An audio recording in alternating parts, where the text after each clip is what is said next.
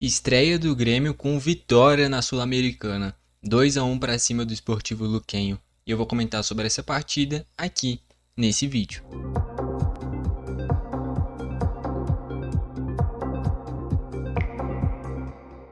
Vamos lá então. Já vale destacar que o jogo foi muito complicado. De novo, o Grêmio não fez uma boa atuação. Curiosamente, o mesmo placar do jogo passado, né? Tinha sido 2-1 para cima do Galo, agora 2-1 para cima do Luquenho. Um jogo em que o Grêmio produziu pouco, não jogou bem, mas venceu de novo. Não sei até onde a gente vai conseguir levar dessa forma, né? Sempre, pelo menos nesses últimos dois jogos com vitórias, né? Venceu os dois, mas nos dois jogos não atuou bem. Em determinados momentos do jogo foi efetivo e a partir disso conseguiu os 3 pontos. Mas é muito pouco pelo que o Grêmio pode fazer, né? Vamos primeiro comentar como é que foram os gols da partida e aí a gente aprofunda nos destaques do jogo. Primeiro gol do jogo marcado pelo Arezo, é um cruzamento do Pavon que vai para o Cristaldo que finalmente teve uma oportunidade de novo, né? Ele estava arquivado no time, teve essa oportunidade na hora que ele ia finalizar, foi solado, né? Pênalti bem marcado, o Arezo bate muito bem e abre o placar. O Grêmio entrega um gol pro Luquenho, mais ou menos ali com 29 do primeiro tempo. O Grêmio colocou a bola no chão, organizou a saída com o Wagner Leonardo e o Gemerson bem espaçados, utilizando o Thiago Volpe.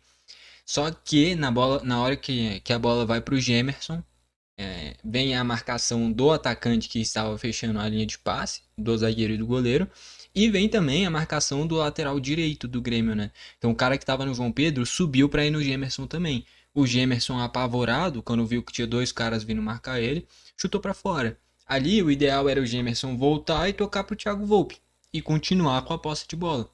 Ele se desesperou, chutou para fora e ficou dormindo. O lateral foi cobrado rápido e o Santander, atacante muito experiente, o Grêmio tomou um gol de um idoso. O Santander tem mais de 40 anos, pô, não tem condição de tomar um gol desses. De novo através do Gemerson. Cara, eu sei que eu pego no pé dele, não tenho o que fazer, mas o cara não é jogador do nível do Grêmio. Desde o ano passado, aquele jogo contra o Galo, em que ele faz um pênalti besta no Hulk no início do jogo, aquele pênalti besta contra o Atlético Goianiense. Esse ano já foi expulso contra o Juventude, quase custou a nossa classificação para a final do Gauchão. É o cara que não dá para confiar. Então, assim, o Gemerson de novo entregou. No jogo passado contra o Galo também foi culpa dele, que ele não fez a linha de impedimento. Uma coisa que o Grêmio já vem adotando, adotou no jogo de novo. Em vários momentos o Luquenho com jogadores impedidos, inclusive fez um gol assim, em impedimento. No início do jogo, inclusive. Mas, enfim, daqui a pouco a gente aprofunda nos, nos destaques individuais e aí a gente passa pelo Gemerson. E o Bright White, voltando de lesão, é decisivo, não tem como. O Arezzo é bom, só que o Bright White mostra por que ele é titular. Ele entra e em poucos minutos ele recebe um excelente cruzamento do Christian Oliveira, que também tinha entrado. Cruzamento perfeito, ele cabeceia no cantinho para fazer o 2-1. Vale destacar o Luquenho teve dois gols anulados. Os dois bem anulados, né? O primeiro estava impedido e o segundo é uma jogada que, primeiro, o cara cobra o lateral dentro de campo, o juiz deixou seguir, e aí vem o cruzamento, o cara empurra o jogador do Grêmio e faz a falta. É um lance completamente irregular e ainda bem que foi anulado o gol, né? O Grêmio ia tomar o empate logo em seguida de ter virado o jogo, mas ainda bem que foi anulado. Destaques do Luquenho. Eu vou destacar esse Pérez, cara, o 19 ali. Ele deu dois chutes. Eu acho que é ele que fez o gol anulado, inclusive, né? Que ia ser um golaço, por sinal. E depois, ao longo do primeiro tempo mesmo, teve um chute muito forte pela rede do lado de fora. É um cara a se ficar de olho. Eu não sei qual que é a idade dele, mas não parece ser muito velho, não. E ele finaliza muito forte, é um cara que tem uma boa finalização. É pra se ficar de olho nesse Pérez, tá bom? Se ele for um jogador jovem, seria bom o Grêmio ficar de olho pra daqui a pouco buscar ele. Tem que ver a idade dele. Se for um cara experiente já, beirando ele 29, 28 anos, aí não precisa. Mas se for um cara jovem, vale a pena, porque tem um bom potencial. De principal destaque, eu acho que é isso. E o Santander, que é o cara mais conhecido desse time, né? centroavante, experiente, mas que não pode tomar um gol de um cara semi-aposentado, né? Que nem eu falei, ele tem mais de 40 anos. Não dá. Entrou o Walter Rodrigues, o Walter Gonzalez, o Alché, o Ayala e o Lautaro Comas. Cara, eu comentei no pré-jogo, esse time do Esportivo Luquenho, tem muita gente falando que é um time semi-amador do Paraguai. Isso é mentira. É um time mediano do Paraguai. Dá para dizer que o Luquenho é tipo o que é o Bragantino aqui no Brasil. Não em gestão, mas o que a gente olha pro Bragantino. É um time que pode brigar, pode ser uma surpresa e brigar por Libertadores. E é um time que ao mesmo tempo pode brigar por rebaixamento. É um time que você não sabe o que esperar, mas que você sabe que pode aprontar. Esse é o Sportivo Luquenho no cenário paraguaio. Eu comentei aqui no pré-jogo. Depois do Libertad, do Olímpia, do Cerro Porteño, aí vem o Guarani do Paraguai. E no mesmo patamar, Sportivo Luquenho, o Ameliano e o Nacional do Paraguai. O Nacional do Paraguai até tem uma final de Libertadores e por isso é mais relevante, mas no momento atual é Luquenho, Ameliano e Nacional. Esses times que vêm depois dos três grandes e do Guarani do Paraguai. Então é uma equipe de patamar mediano. Falar que é uma equipe semi-amadora do Paraguai é mentira, tá bom? Então não é uma equipe a se desprezar, mas também tá longe de ser uma baita equipe. É um time mediano. Se disputasse o Brasileirão ia brigar por rebaixamento, talvez nem ia disputar a Série A, porque de fato o futebol brasileiro está bem à frente, né, contra a maioria dos outros campeonatos da América do Sul, ainda mais contra equipes medianas, desses campeonatos. E vamos agora para o que interessa, o lado gremista, começando pelo gol Thiago Volpe. Se a gente analisa o gol do Luquenho, é um lance que o Santander sai cara a cara. O Santander, a velocidade é o que vai pesar para ele, que nem eu falei, um cara semi-aposentado. Praticamente pendurando as chuteiras, né? Um cara que é muito experiente, muito rodado. Mas ele tem uma boa finalização. Ele não ia passar por tantos clubes de tradição se ele fosse ruim, né? Então ele é um bom atacante, a questão é a velocidade. E mesmo assim o Gemerson perdeu. Não vou falar que perdeu na velocidade, mas perdeu no raciocínio da jogada, né? Tava dormindo. Enfim. E não tinha o que o Volpe fazer. Então assim, o Volpe não salvou a gente dessa vez, mas também tá longe de ter sido culpado do gol sofrido. Na linha de defesa, os dois laterais, o Lucas Esteves e o João Pedro. Cara, pra mim o Igor Serrote tem que ser mantido como titular. Beleza. Mas o reserva imediato dele tem que ser o João Pedro. Não pode ser o João Lucas. Então, se quiser fazer o que vem fazendo nos jogos, que é o Igor no primeiro tempo e o João Pedro, e vem entrando o João Lucas no segundo tempo. Mas ao invés de colocar o João Lucas, colocar o João Pedro, eu aprovo essa utilização. Só que o João Pedro é melhor do que o João Lucas. O João Pedro é mais forte fisicamente, o João Pedro passa mais confiança, o João Pedro ataca melhor. Defensivamente, o João Lucas também não vem se destacando e esse era um ponto que ele poderia se diferenciar. Então, o João Pedro merece ser esse reserva imediato do Igor. E o Igor é um cara que o Grêmio tem que investir muito em minutos, porque tem um potencial enorme, é um cara que é da vida, é um cara raçudo que é a cara do Grêmio. E no lado esquerdo, cara, o Lucas Esteves fez um jogo mediano. A cada jogo que passa, ele vem mostrando que é um bom jogador tecnicamente. Tem erros, mas, por exemplo, teve um erro de passe dele. Acho que foi já no segundo tempo. Ele erra o passe, ele mesmo vai lá, rouba a bola e conserta a jogada. E é isso. Num jogo de futebol, dificilmente você vai acertar tudo. A questão é como você lida com seus erros. E, por exemplo, é nisso que eu vou elogiar o Lucas Esteves. Ele errou, foi lá e ele mesmo corrigiu. O Gemerson é o oposto. O Gemerson erra, não corrige, o Grêmio é prejudicado e se dá mal. Essa que é a diferença, a forma como você lida com seus erros. Então, por exemplo, se o Gemerson erra aquele passe, o que ele faz? Ele já volta atento, olhando onde está o centroavante, que não tinha saído desse gol. Não, ele erra o passe, depois já se lamenta, a bola já vai nas costas dele, um erro atrás do outro, que termina no gol do Luquenho. Então, a forma como você lida com seus erros, que te transforma em um jogador grande ou não. O Lucas Esteves nesse ponto vem se destacando. Então, assim, ele erra bastante. Só que ele vai lá e ele mesmo corrige. E o Gemerson erra, e erra, e erra, e erra, e erra, um jogo atrás do outro. Não faz sentido o Gemerson continuar como titular. Eu já venho comentando aqui no canal. Cara, eu prefiro o Rodrigo Eli. Eu sei que grande parte da torcida não gosta. Mas eu gosto dele, eu acho que é um cara que é muito identificado, tem uma boa saída de jogo, tem coisas para melhorar, tem. Mas entrega muito mais do que o Gemerson, fora que é um cara que entende mais o que é o Grêmio do que o Gemerson. Cara, o Gemerson foi chutado do Corinthians, foi chutado do Galo. Por que que ia dar certo no Grêmio? Você trazer pode ser uma oportunidade de mercado. A partir do momento que ele não rende, você não usa. Mas não. Então, assim, aqui a gente tem que fazer a justiça também. O Renato insistia muito com vários jogadores e era criticado por isso. O Quinteiros está insistindo com o Gemerson. Tá? Então, assim, o Martins fez um jogo ruim na temporada, que foi o jogo de ida da final do Gauchão. O Gemerson já fez vários. Só que o Gemerson não sai do time. Então, assim, entre Gemerson e Martins, Martins. Entre Gemerson e Eli. Até o Gemerson e o Natan, que foi liberado para ir para o Juventude, né? O zagueiro da base. Eu iria no Natan também. Um cara que não aproveita as oportunidades não merece continuar. Então, assim, o Gemerson não é jogador do nível do Grêmio. E aí é um ponto que eu vou puxar o mérito pra mim, né? Eu tô desde o ano passado falando isso daí. Dá pra ver, pelo jeito dele de jogar, você percebe que não é jogador pra um time do tamanho do Grêmio. Tecnicamente ele não é ruim, mas ele não tem perfil pro Grêmio.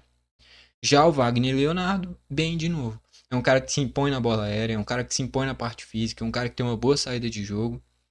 Se ele erra, ele vai lá e ele mesmo corrige, ou pelo menos ele vai lá e ele tenta corrigir. E esse é um diferencial dele, é um dos grandes líderes desse time do Grêmio. Aí a gente chega no meio de campo agora. O Dodi. Cara, o Dodi no ano passado foi importantíssimo. Eu falei que com o tempo ele ia pegar a vaga do PP e foi isso que aconteceu. E para essa temporada é o oposto. Eu acho que o Dodi não tem que permanecer. Eu, se fosse o Grêmio, buscaria negociar. Porque eu acho que ia ser melhor pro Grêmio e melhor pro Dodi. O Dodi não tem o perfil do Grêmio atual. E a mesma coisa que eu falo do Dodi vale pro André Henrique, que nem entrou. Ficou no banco ali. São caras que não são ruins, mas eles não têm o perfil desse Grêmio atual. Esse Grêmio atual não é um Grêmio que vai pegar a bola, vai ficar rodando com calma de um lado para o outro. Tanto é que se você perceber, quando o Grêmio gira a bola de um lado para o outro e chega no outro lateral, dificilmente a bola volta para o zagueiro e gira de novo. Esse lateral busca ou uma ligação com o centroavante ou direto com o ponta. Dificilmente vai ficar fazendo esse balanço na linha defensiva. Quando isso acontece, é do zagueiro pro goleiro, do goleiro pro zagueiro e é isso. Agora, do goleiro pro zagueiro, do zagueiro pro lateral e voltar pro zagueiro, ir pro outro zagueiro, ir pro lateral, isso não acontece. Então é um Grêmio que tem essa posse de bola, mas é um Grêmio que é muito mais de intensidade. É o perde e pressiona. Perdeu, tenta recuperar a bola. E lá em cima. Faz a linha alta e é isso. Tem caras que, assim, o Gemerson não tem essa noção de posicionamento, não tem o perfil do Grêmio. E o Dodge não tem a parte física. Assim como o André não tem a parte física. E é nesse o meu ponto. O Dodge ano passado foi importante. Para essa temporada, o Camilo rende mais em todos os quesitos em relação ao Dodge. Na parte física, o Camilo é melhor. Na parte técnica, o Camilo é melhor. Na liderança, o Camilo é melhor. Camilo, ele rende muito mais do que o Dodge em todas essas comparações. E você só precisa ter um cara desse tipo no seu elenco. Não precisa ter mais do que um. Então, assim, o Dodge fisicamente ele é abaixo para um jogo assim. Então, assim, é um cara que se esforça, é um cara que tem um passe até que bom, mas fisicamente ele não é o suficiente. Então, assim, o Dodge foi importantíssimo ano passado, mas para essa temporada eu buscaria negociar. Eu acho que é o melhor pro Grêmio e para ele ter minutos também. O Vila Sante, com muita liberdade, chegando principalmente no primeiro tempo até na linha de fundo. Não fez uma baita partida como eu esperava por jogar contra o seu ex-clube. Mas no geral fez um jogo ok. O Cristaldo é ele que sofre o pênalti. O Cristaldo não é bem um camisa 10. O Cristaldo eu diria que é quase um segundo atacante, muito parecido com o que é o Rafael Veiga no Palmeiras. É um cara que não é aquele meio campista que se olha e fala, nossa, tecnicamente ele vai pegar, vai girar, vai dar um passe espetacular. Não é aquele cara que tem um bom passe, mas principalmente é um cara que chega na área para finalizar. O Cristaldo ia fazendo isso, sofreu pênalti, teve um cruzamento muito bom pro Pavão também. Então assim, o Cristaldo foi até que bem. Só que é, no meu Grêmio ideal o Monsalvo é titular. Não tem outra. O Monsalvo é o melhor jogador tecnicamente do Grêmio. E quando o cara tem essas características, ele tem que jogar. Pelas pontas, o Amuso e o Pavon. O Amuso com boas jogadas individuais.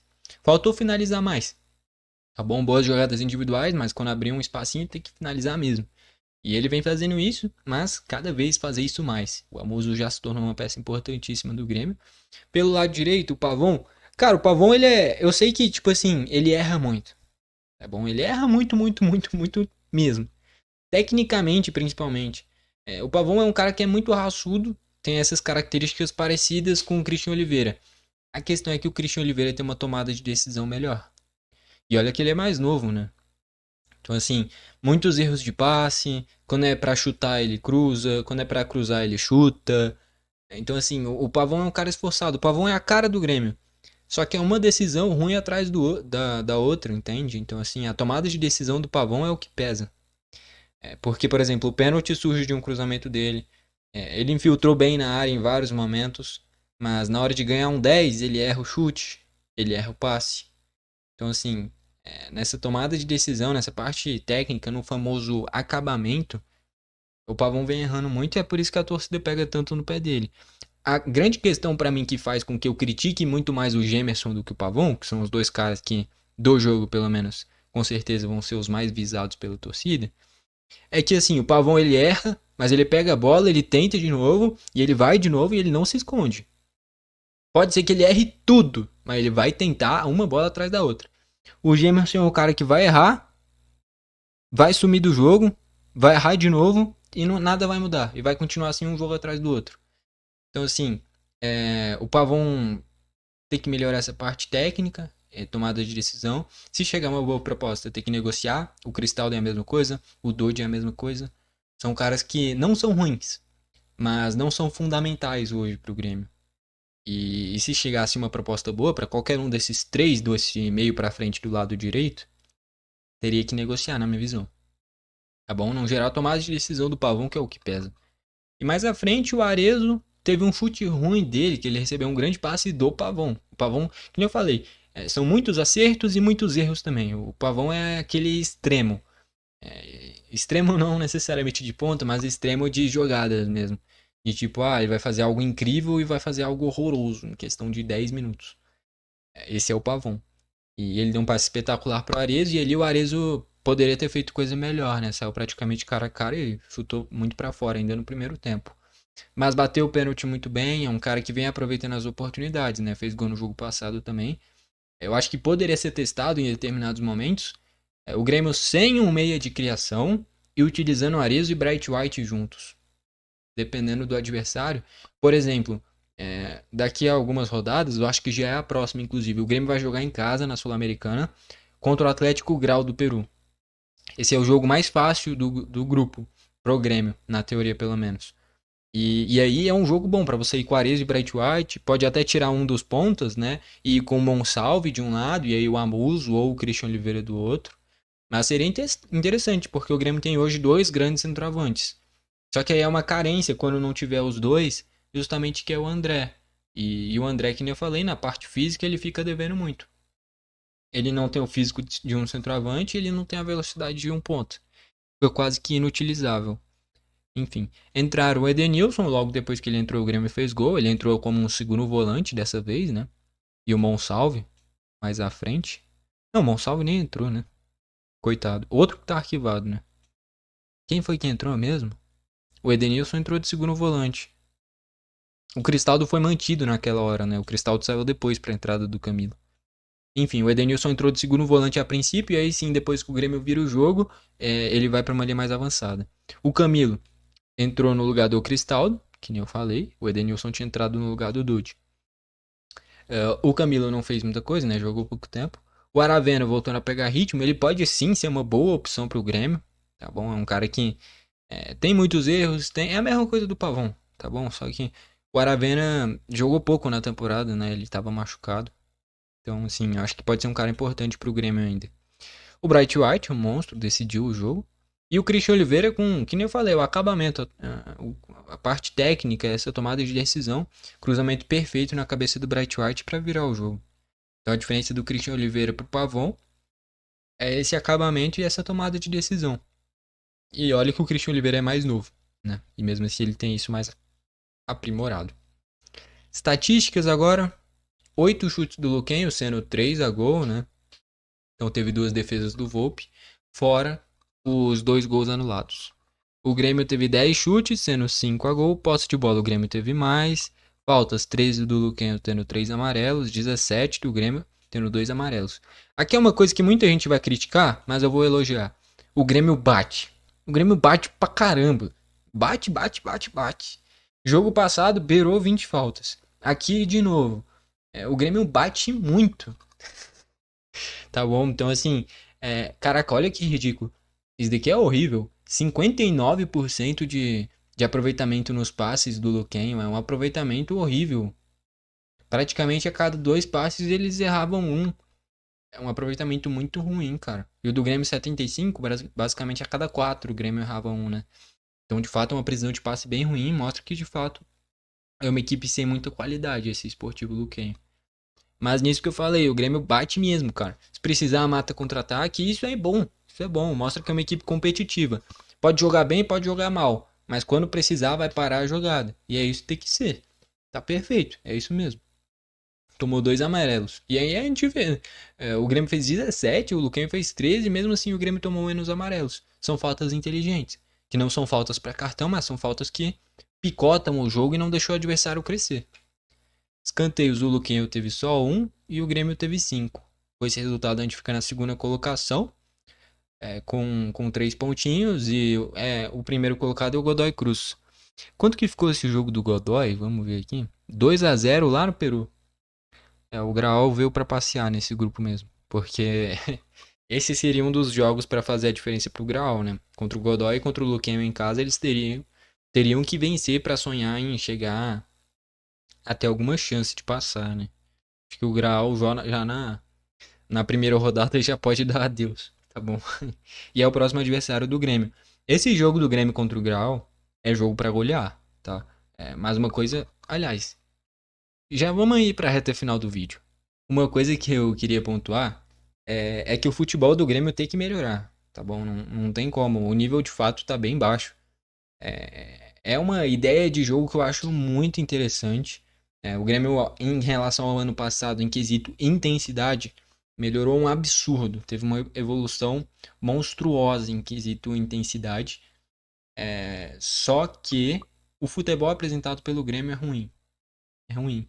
A questão é que vem sendo efetivo. E foi assim contra o Galo e agora contra o Luquenho de novo. E não dá pra gente falar que o adversário era muito bom. O Luquenho, que nem eu falei, é uma equipe de patamar mediano no futebol paraguaio. Era pro Grêmio apresentar um jogo melhor. Eu de fato não esperava um jogo tranquilo.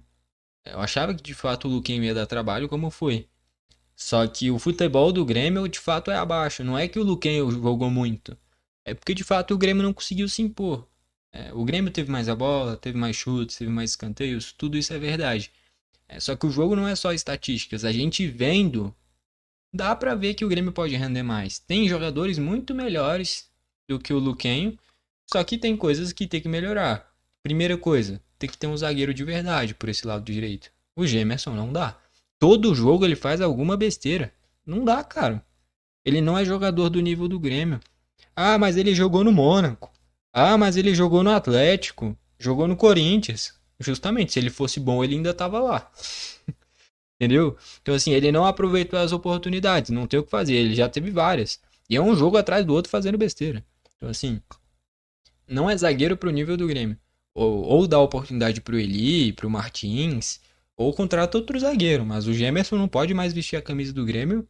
E eu já falo isso aqui há algum bom tempo, né? Quem acompanha o canal pode confirmar. Mas de fato, o time titular, na minha visão, vem ficando mais claro. Para mim, o time titular começa com o Volpe. Os laterais, para mim, é o Igor e o Lucas Esteves. Com o João Pedro sendo reserva do Igor. E no lado esquerdo, é porque o Luan Cândido fisicamente dá pra melhorar, né? E aí o Vieri vem sendo reserva imediato. O Wagner Leonardo virou uma das grandes lideranças. Esse zagueiro pela direita é uma carência. O Grêmio precisa, não dá pra ser o Gemerson. Que nem eu falei, eu prefiro ele, eu prefiro o Gustavo Martins. Eu acho que o Rodrigo Eli, inclusive, é um cara injustiçado pela torcida. Tem erros? Tem. Só que ele é aquele cara que nem eu falei, é o cara que erra e tenta consertar. O Gemerson é o cara que erra, erra, erra, erra, erra e continua errando. Ele não conserta. Então, assim, não é jogador pro perfil do Grêmio. O meio de campo, Vila Sante e Camilo. Não tenho o que falar. Ah, mas o Cuejar vai ter que jogar pra caramba pra pegar a vaga de um dos dois. O Camilo, pra mim, hoje é titular indiscutível. Esse meia de criação, eu acho que o Grêmio poderia testar, que nem eu falei. Bright White e Arezzo juntos, tá bom? Os dois são caras que são móveis, que podem flutuar, dar um passinho mais pra trás. E como é um Grêmio que não precisa da bola, o Grêmio não precisa ter muita posse de bola. Teve mais que o Luquenho, teve, mas quando a gente olha os gols do Grêmio, é essa transição rápida. Contra o Galo foi isso, o segundo gol foi assim, contra o Luquenho. Então é um Grêmio que pega a bola e vai direto pro gol. Você tendo dois caras que tem esse poder de finalização, você melhora nesse quesito. Pelas pontas, o Christian Oliveira é titular. E se usasse essas duas referências, eu acho que poderia usar o Monsalve pela esquerda. Eu testaria isso já no próximo jogo. Minha escalação para o próximo jogo do Grêmio seria a seguinte: independente do adversário, o Grêmio tem que ser protagonista. Mas é o Flamengo. Mas é o Ceará. Dane-se. Essa é a minha escalação independente do adversário.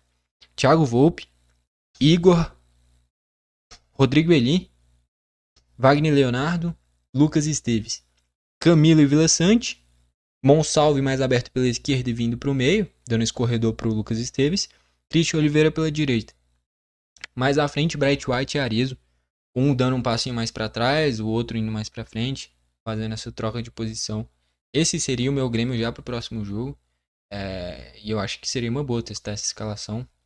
Tá bom? Acho que de fato o Monsalve foi arquivado, nem como opção num time misto do Grêmio, né? Porque teve 3, 4 jogadores que entraram que normalmente não jogariam, né? O Pavon, o Dodi, o João Pedro, tiveram minutos e dentre eles, o que foi melhor é o João Pedro, né? O Dodi discreto e o Pavon, torcida já não aguenta mais também. Enfim, no geral acho que é isso daí. Craque da partida vai o Bright White. É o cara que fez o gol da vitória, tá bom?